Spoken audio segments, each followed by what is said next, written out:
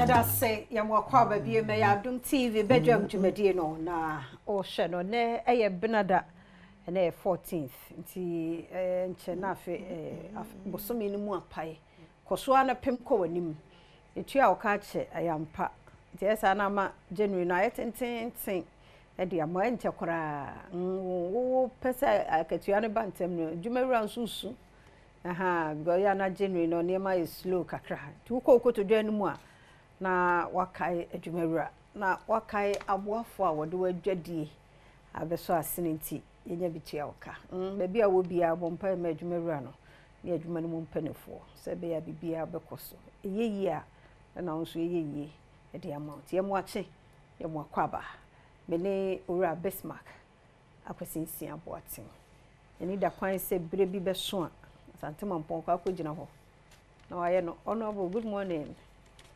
Patrons Moses me enya me ebedu na me come anim kura kokura we move we can't wait for you me ne wa ha no pay ade achi a address fine be men munyamfo mu ache mu akwa me Joseph fi aboko de oh nyame adom e de yame ase o so pese o gina obodwena na de be ba be yi ano no the highest offices in Ghana miensa nti presidency parliament and judiciary Obey Chief Justice, obey First Lady, and obey President. I'm saying MP. Oh, there is a being more hobby, but I'm so my brother me coming. Sarah Mitchell. Aha, and I know the. I don't need a power. Remember, the power to yourself, Miss More power to the people. To wine. When you small PR, power to the people. You are as a one perform Vanya. Boko, oh, there be if you're so cassa, is the uniform. What it think credit when you say your mind Ghana ni nyina yen kan kofom and na obi an kofom no energy set eta e de ba na eyi ebo atare mu de ene e de a design bia make us be a word bibi so ade che be the word bibi but this month cervical cancer awareness month. Oh, okay what came my fam obi a mema no kra mpo I was so baby and crown my from 9 say fanoko na yonko bone vaccine ni bi okay e mo no ho ban sa cervical no wa mo ho ban na kokram de no ho aba bagim e de no ho gim so na ye nsem bebre yes e ha dream boko ne 3 times wo em se be month or 2 no asa ko second one no asa ko third one no e de aka ho that's why bo ho ban tin kra no mo ye virgin fo no your mom who buy from now. The underlying word is virgin for no. But me ye en munyina ye wo say ye break it that nyam degree abom PhD. But me just say enkra na eba mayo ano. Omu say na o say Millicent say or virgin say so one dey no. So be oni be ma bi ahia onkonya problem. Na e bi ube ha wani ahwe no or virgin. Enti ye mama yo ano. Ye start ne am bobo no mo mpane no ebi.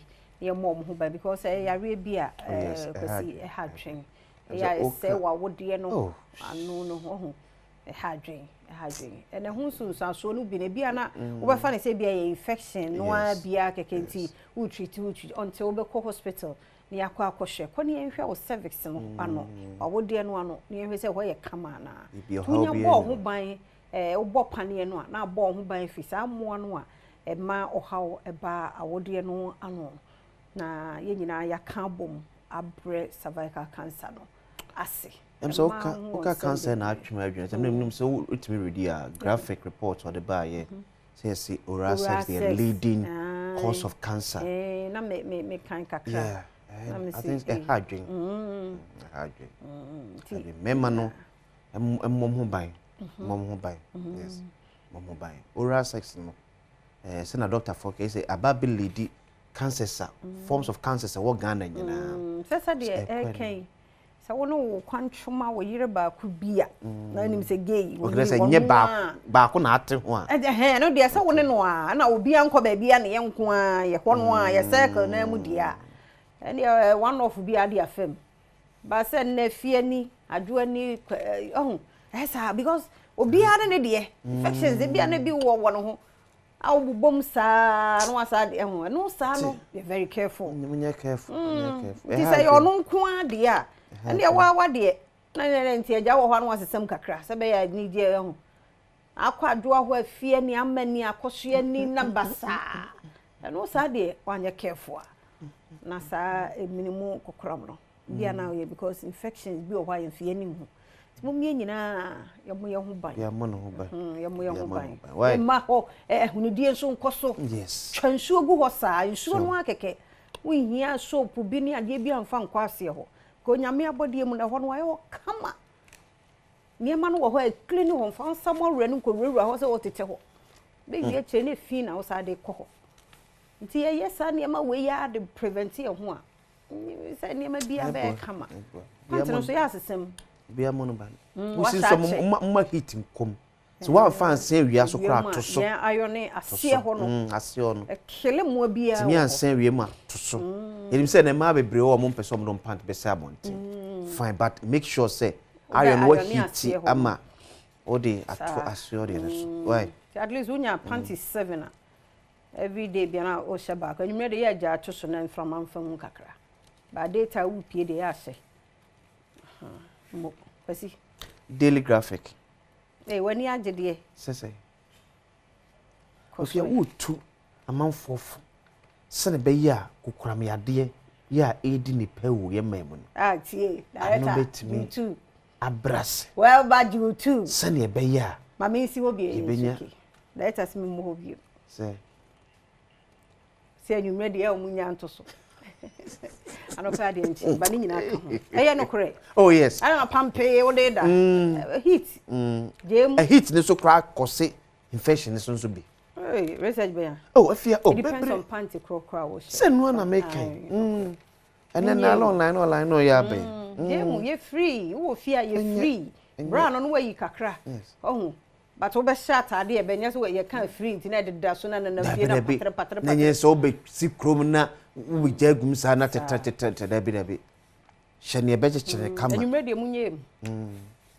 from unza wa we da unza wa comfortable no we jeans e dey was a bra no onye dey dey enko but ye nto aso ne dey akira yemfa daily graphic in chance ya spare parents SHS funding burden child rights activists eye ora bright kwaku apia ene kan say ma aban koche free senior high school kan bia fa ma wofo emom so nkotua fa bia aban ka so be ye obeye na aban fa nani kun na ontimi enye ne yem Gov't will exploit private participation in ECG Minister Designate for Energy John Abdullah Jinapo enso ne kan say ababetu adamu ahwe se benya ankrankra bi mo no ababata ECG unse na bi ye odwumadie no ebitimi awie period ya mo mamu nyina Finance Minister Designate promises economic relief. Ye levy betting tax to go in first budget. Enti ora Dr. Cassiel ato ban forcing. And I can so say the first budget what be ban ye levy beko betting tax beko.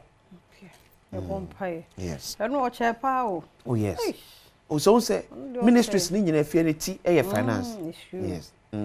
Chepa ni ti nyina finance na anko yi a bibie nu a ebefa but me emfa we ntwa so okay ntwa we no e mo mo enti we no ayi Dr. Peter Pateanti and was new government must secure sustainable funding for free SHS free SHS said the ekro ne de o si enye sika botin bi de to ho yetumi de boa no ko adomonline.com detail ni nyina so e wo ho na ora bright appear ono so de nkra no ho asem ano kama wo no say adding private schools to free SHS not feasible say the private school independent private school kro no private no independent private school into come because American International ain't be for mon free senior and all ka say yes it's not Odina because if you independent private because private school be one will be a fees no akwa anymore be still ranges between government there no 3,500 3,000 and then, as we speak, Aban spending about 3,000 Ghana cedis per head.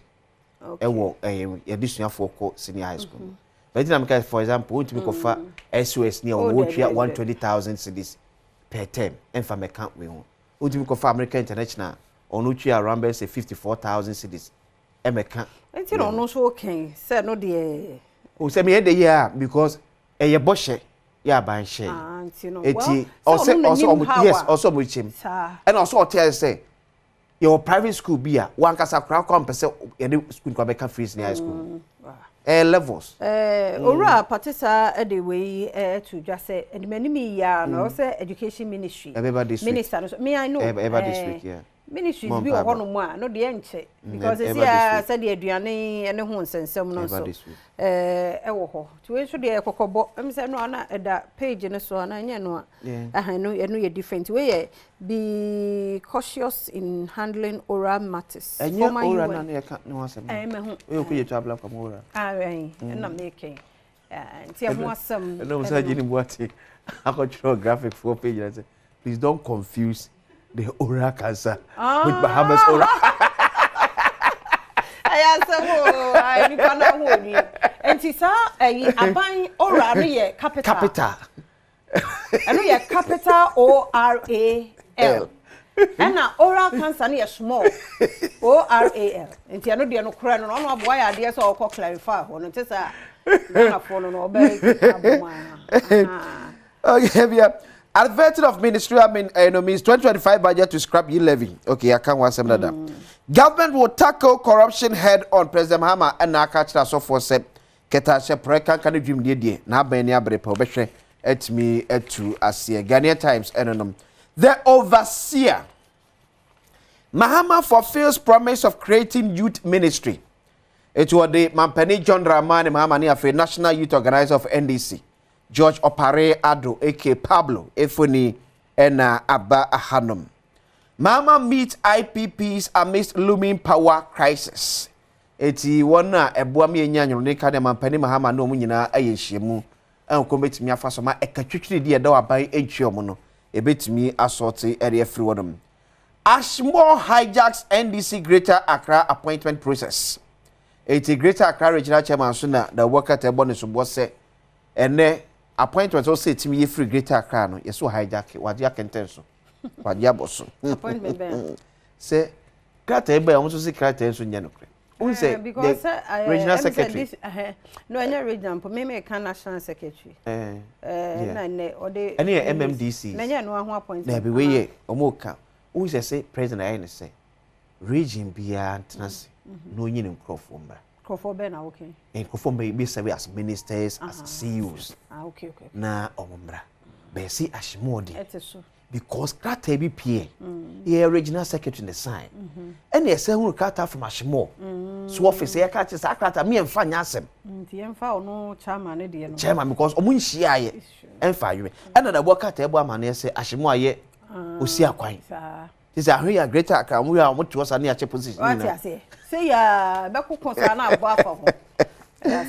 NDC jubilate over Ato Force's appointment as finance minister.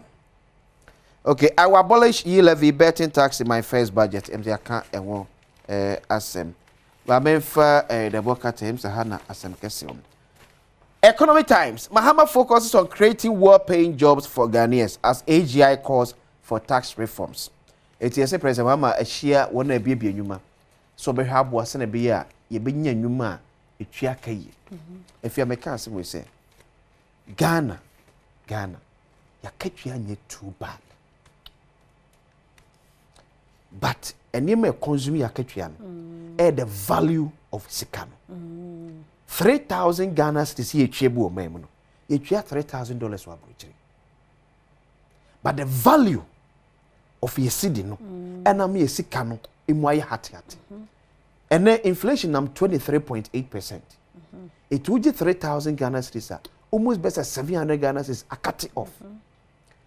Dollar to cedi, apegene Bank of Ghana the number 14, UTC abonte so around 15. It would see cannot compare. Amonone dollar na utim say aye hata. So I think where we need to focus more, stabilizing the cedi, reducing inflation. Sure. But you say na penny Ato Force and so meet me say omesadi about back to single digit inflation. That would be the best. Because if you say and then me to adie na my budget be at the whole month, me say be about 2,000. My budget say be about 1,000 and the best spending name me to abonto. Now what you be a me kone ato to name mo. Me say kanen so. So I think we should be more focused on kwe bit me afa so ye be stabilize the cedi no. Near for taming inflation. yɛbɛkɔ yɛwie yɛda se pa yɛbɔ mpae sɛ di ma bɛkɔ yie because obi abotomu ɛyɛ okay ma no kasa bia nkate tie no ana yɛsere sɛ kasa ni nyina no be reflect a obi a yɛ okay ɛbɔ awurade mpae nti wo a wokɔ no awurade mfa nkɔmra wate ɛne de obɛdie de bia to hɔ de na mebɛboa wo nsa bɛka ti de hia sɛ wo bɛpie no akɔyɛ yere wo ho adwuma no ketewa bia nim ti de wo ho ne sɛ bi ehwa no yere wo ho na no ana benyini na ba bɛyɛ kɛseɛ ɛde ama wo yɛkɔ agudie mu nsɛm Eric opesi body bɛba de bɛbrɛw na fe health tips no na wotwe mu nyina no fruit ahodo no ayedie ne ho faso enura anka faso die wo mba 100 and I'm say wow na say ekwa hwɛ ne edi ne nyafunyafu they say mango na ba di mango di mango ni bi season ti wo say aba ne ho ebekɔ ti ne abedi bi gum na wa hu say wo build ho fine ewie pɛ na mambo atema e de ho sepe ebeto so afi nkomo ba ku mienu bi asɛm di kan bɛba ɛno hu say de otobɔ mu hɔ saa no saa asɛm edi kan ti sɛ de tie bia no kwasi bɛka no wia wo de pensen mu no ato so wada wo ma waso amu afidie ne na Adom TV ne opɛ wo tie wohunu bia no ye de bɛma wo ha gidigidi ne kasa ntwitwie bia nso enim ye da sɛ baby afidie no da ha ye kwaba